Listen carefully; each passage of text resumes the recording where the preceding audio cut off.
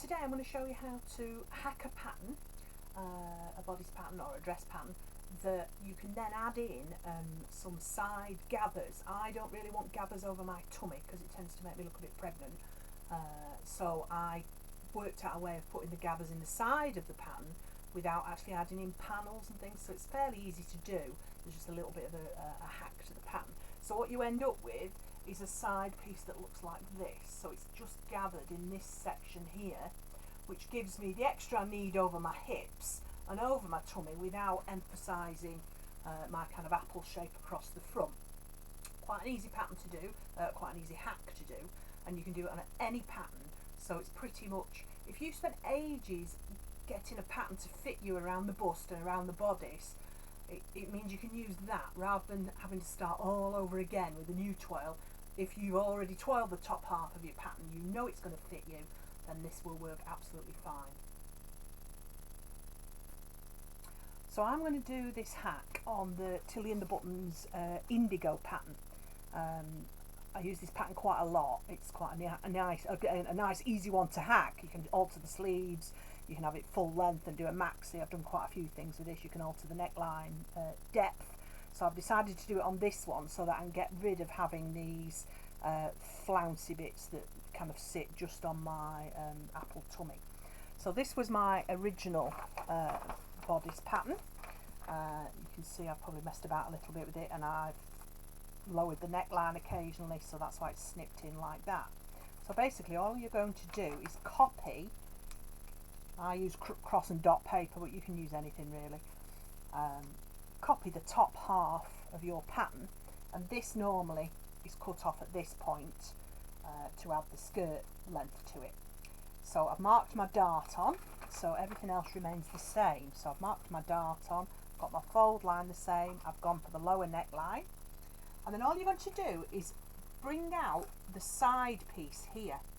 So my paper's in 2 centimetre increments, so I've got 2, 4, 6, 8, 10. I've got about 11 centimetres. Again, you can vary that. I'm not very pear-shaped, so if you were quite a pear shape, there's no reason you can't have it a little bit bigger and have more gathers to allow for kind of a bigger bottom and bigger hips than I've got. I'm quite a straight shape really. So I've gone out that way by 11 centimetres, and I've come in. You can see I've cut the pattern there. I've done it 9 centimetres. The first one I did was 7, and it needed a little bit more to get the gathers around the front, so the 7 centimetres. And then the length can just be, this is going to be a top, this one, but I've just done it the length of my piece of paper, and then I can just extend it straight down. We're not going to curve the hem edge at this stage, because you'll see why towards the end. There's no point in messing about with the hem at the moment, so just leave your paper as your straight edge on your pattern. So that's your front piece, and then the back is exactly the same. I've just copied the back section of the bodice, which again should finish here, and then I've extended the 11 centimetres to one side, and I've cut in 9 centimetres on this side. So I'm just going to use the 2 pieces. Right, so I've got to a stage where I have sewn the darts, and I've sewn the shoulder seams, and I've finished the neckline. This one I've done a binding on it. This one is a facing, but it doesn't matter what you're doing, just get as far as finishing your neckline, your shoulders. So what I've got now are a side seam where the bodice section is, this bit where we're going to do the gathers, and then I've got a long seam that is the rest of the bodice. So what I'm going to do is sew this piece and this piece and finish them with my overlocker. Or you just finish them however you would normally do that, but just finish these 2 sections but leave this section open. Okay, so what I've done now is I've sewn this seam, which is the bodice area. There's my dart, and then this is the skirt section. And what we're going to do now is I'm going to gather, open this out flat, and I'm going to gather using the dental floss method like on one of my old videos, just this section. You don't need to gather it on the bodice bit, just going to gather it on the skirt part. Okay, so I'm going to gather this section with the dental floss. I've got my machine set on a wide zigzag, and fairly long, 3 will do, whatever your machine will do, doesn't really matter too much. And then I'm just going to gather this piece with the dental floss. So you're aiming to get the zigzag going over that. You can't see it very well on this cream fabric, I'm afraid, but you'll get the idea. So I'm just going to go over the top of the dental floss. Now it's really important that we're fairly close to the edge, because we don't want to be all the way over here, and you'll see why in a bit. We need to be reasonably small seam allowance. I'm just going to go all the way along there.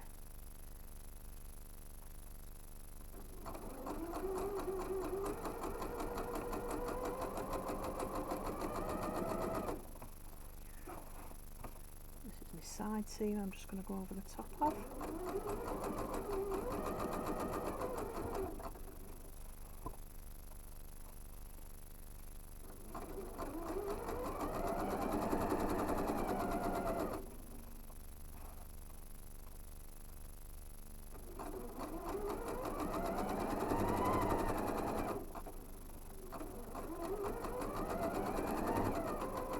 I need to go just past the end of the slit, don't really need to go any further.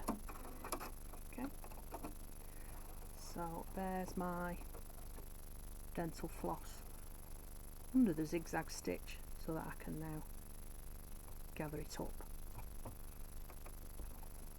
Right, so to actually attach these two pieces then, what I've done is folded the bodice section down towards the skirt section, so that the whole piece is sort of backed onto itself. I'm going to put a pin where the two seams are to keep them nice and level,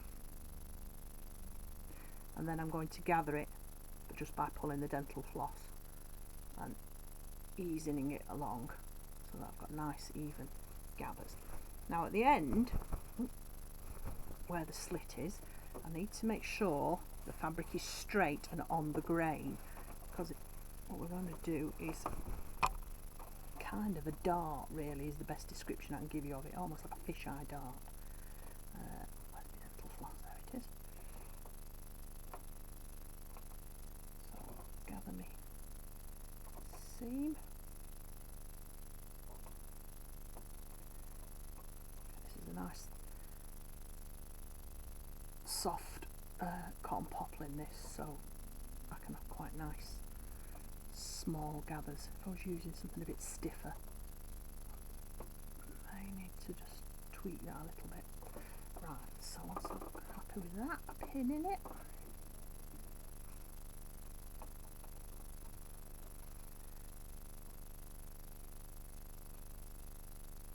Okay, and then we're going to do the same on this edge.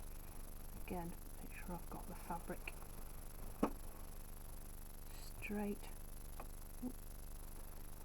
at that point there, so that I'm almost on the cross grain on the left. So clearly you can see this with my hands being in the way. Let's try slightly different angle. So I'm gathering that all the way along there. Pin. Make sure I've got the gathers even.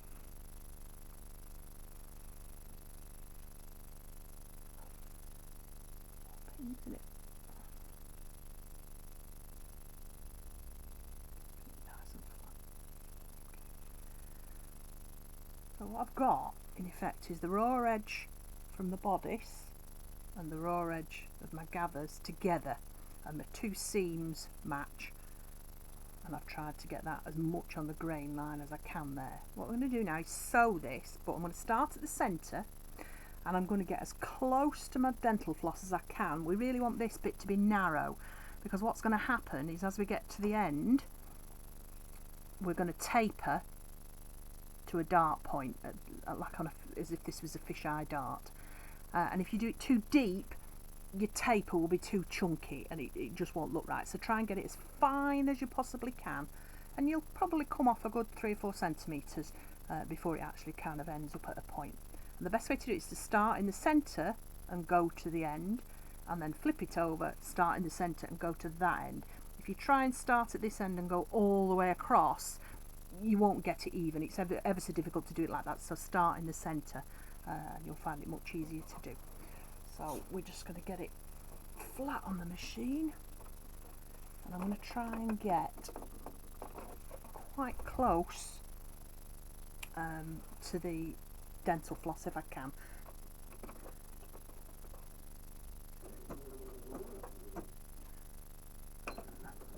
Put it back on a straight stitch, not a zigzag anymore.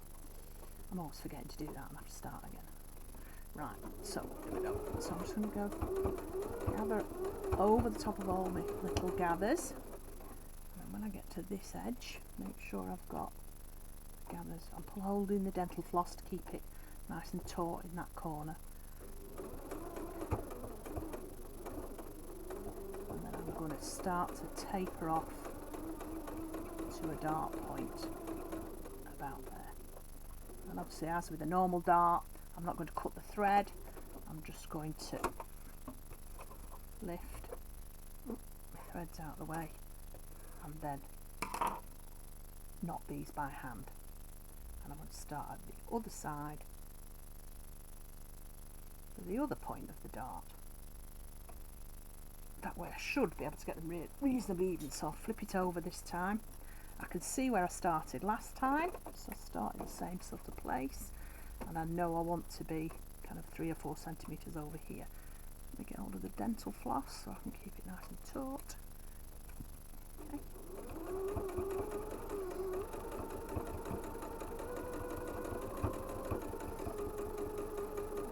That's it, and then start to taper it off.